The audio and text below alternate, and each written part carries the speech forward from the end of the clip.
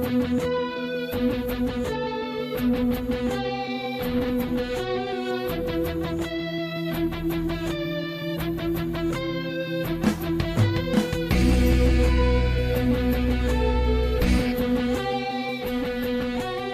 Kryptonians, welcome to the Kyrpton Report. It's me, Tyler. Sorry it's been a while, but things have been crazy. I'll give you a quick rundown. First of all, my computer crashed, and Jenny and I lost everything that we recorded, and we had to get the money to get the computer fixed and back in action. Then we moved, and had to wait for the internet to hook up, because we now live in the country, and there's only one provider.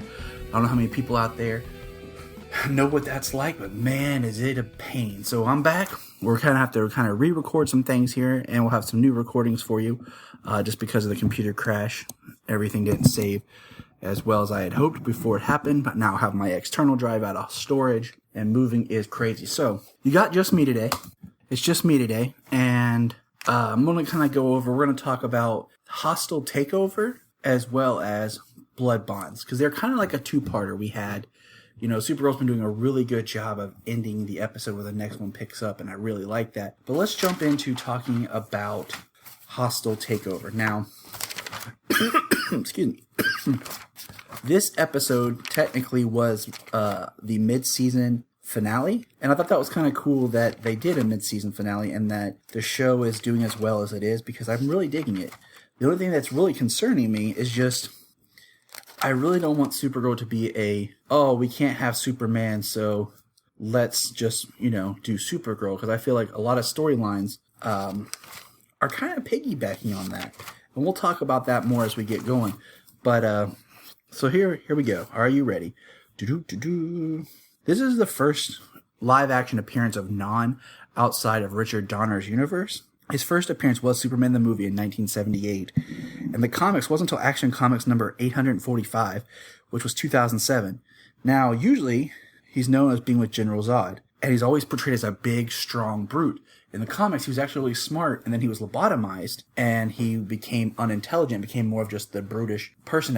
If anyone's seen Man of Steel, there was a character that was a Kryptonian, that was a big guy during this fight of Smallville that a lot of people thought might have been Non, but it was never clearly spoken or addressed and said. So that was very interesting. Now, this version of Non, I don't like. I don't like the actor that much, or just the whole way that they're going about portraying Non. He's not big and imposing like he should be. He's very small and dinky, and I'm just not happy with it. Jeff Johns and Richard Donner were actually the ones that brought him to life in the comics, because he was a character that was in the movie, and I'm not happy with it. Now, I liked this episode because you got to see the fight between Kara and her aunt, which was pretty crazy. But once again, I think her aunt's a little too Zod-like. I mean, they sit there and they fight, and it was great in this episode watching them fight, but I'm just kind of like, man, what is going on? Because to me, it's just something is going on. Because this episode, they're just clashing, and I don't know, Astra, she just seems like she's hiding something. I don't know what you guys think, but there's a line of dialogue that she said where she said the truth about her mother, and I'm wondering, are they going to try to be like, is Astra really her mother? I mean, that'd be kind of crazy, don't you think? If Astra was her mother and Supergirl, I don't know, I'm just saying.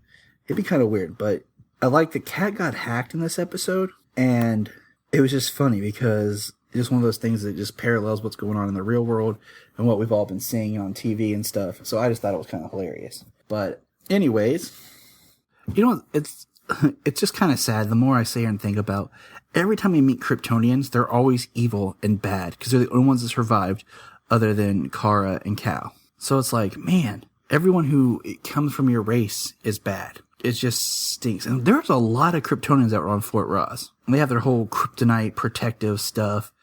And I'm just kind of like, man, I hate kryptonite. I wish it was something that nobody really knew about till later.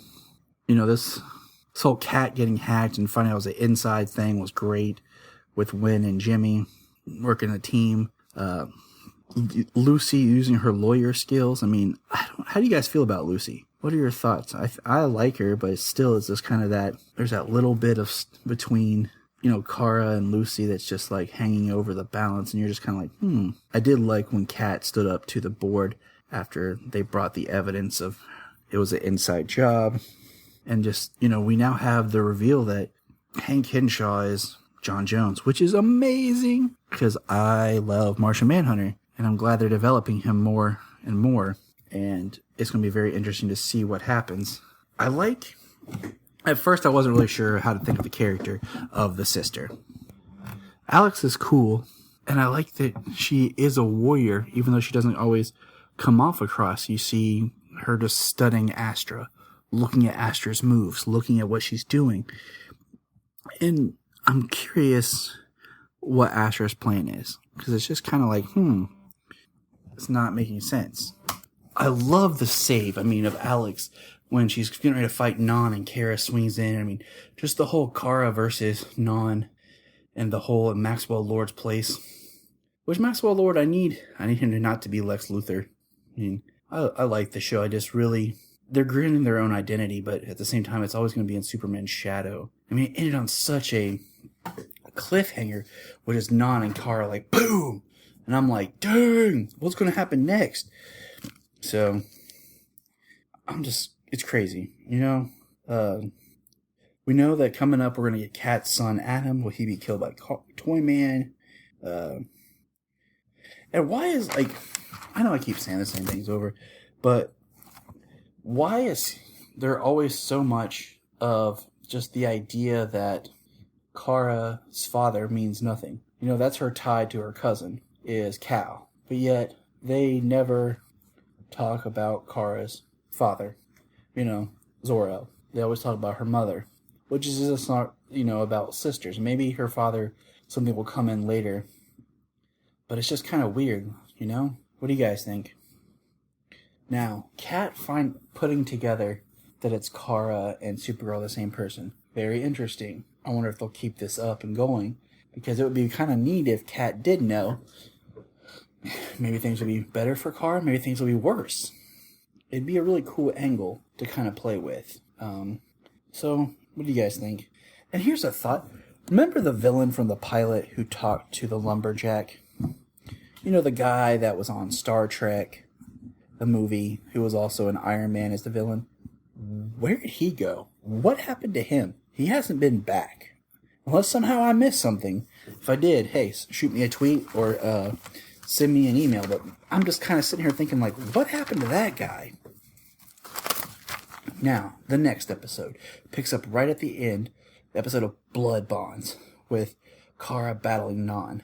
Now, Kara's been here, the same amount of time they have on Earth, so she should have skills, and she keeps developing her fighting and her powers.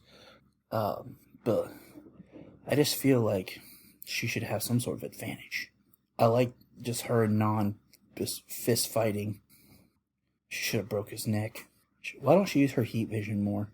And I know the DEO has kryptonite weapons. Why don't they use them more?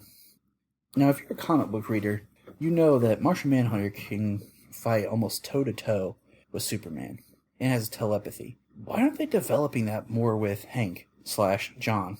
He got taken by Non like it was nothing. Was he not wanting to put on a show? What was going on here? And then Maxwell Lord basically, wants to do his own thing, and I get that.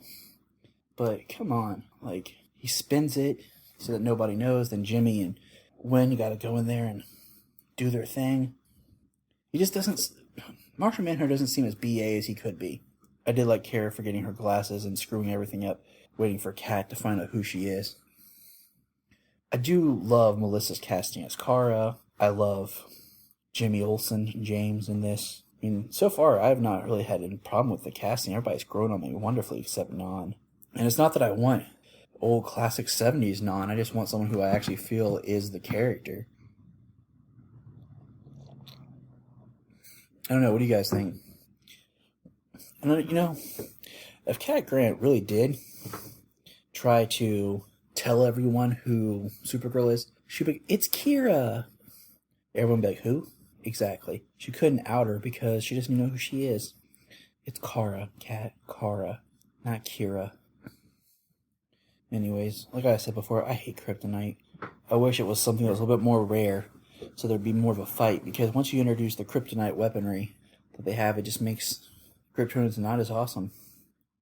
Now, it was pretty intense when Jimmy James Olsen finds room 52. Go figure. The special 52 room. And I'm like, okay, that's interesting. And then, boom, he's caught. And he's taken to a dark room with Maxwell Lord, wanting to fight like a man while Jimmy's tied up, getting beat up. Then he pulls a giant wrench. At least it wasn't a crowbar. That was my first thought. But I was just kind of like, I just wish they had developed more from this episode of just what the overall plan is that the Kryptonians are wanting to do. And then they talk about what her mother did on Krypton. And I'm kind of like, what did she do? Because, they've never really come out and said it. Now, Jimmy is a war correspondent. He did that in the comics, if I remember right. I really felt sad for Kara when she basically loses her job. And she does the breakdown of, I've lost everything. And, the thing about this show that they can really develop, that I said before, is that Superman comes from, hey, I'm from Krypton. I never knew my planet. But Supergirl comes from, I knew Krypton. I was a child there. I have memories of it. And it's a little bit harder for her to fathom than I think it does for Kal-El, because Kal-El was never really part of Krypton. And I think that's such a beautiful storytelling angle to just work on with this, because, that's kind of her whole driving force here. I'm still not happy with General Lane. I just, my wife recently bought me some more seasons of Smallville, because I used to have them, but long story short, I don't have them anymore, and she bought some for me. I've been rewatching, and I'm like, I just love Michael Ironside so much as General Lane, and I think he's the other casting in here that I can't take. I do love the soldier that, won't shoot Kara because she saved him when they went to the fake hideout for Hank. And General Lane's a pain. And that shot of Kara flying in was just done so well. She just flies in and saves him at the bunker, and I'm just like, man. The budget on this show, I wonder what it is, because it's so well done. Just her flying scenes look great. Everything is top notch.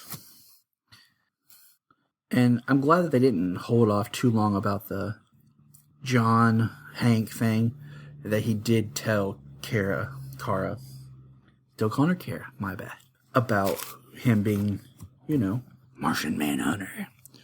But I did really like when they're like, you can keep a, she says, I can keep a secret. And they're like, no, you can't. And it's just, I really like, Henshaw, but Kara having to leave her job because of Kat, but the ending was great. And I once they revealed him to be Martian Manhunter and everything, I kind of figured, oh, that's what they're going to do. But Supergirl showing up and then Kara walking in, classic. And then Kat responds of, oh, now that I see the two of you together, she looks nothing alike. And she's like, don't tell anybody. It's hilarious. Kat's embarrassed and can't admit it. I'm watching the scene right now because I just love it so much. It's good stuff. I mean, come on. And then you see him go, Supergirl, Martian, Hank. That was really cool. And it is interesting because her job is what keeps her, human-ish. They always said that if Clark gave up being, Clark, the reporter, and was Superman the whole time, he would lose himself, because that's all he would be, and there wouldn't be a person there. I feel that this is what the job represents for Kara, this is who she is. So, and I like how it ends with a message from Clark, good old cousin. I like how they kind of keep him, because like I said, I always wondered how they would do that angle. And then, of course, the episode ends with the girl in the hospital that Maxwell Lord is going to help, who has black eyes. And this isn't supernatural, so she's not a demon.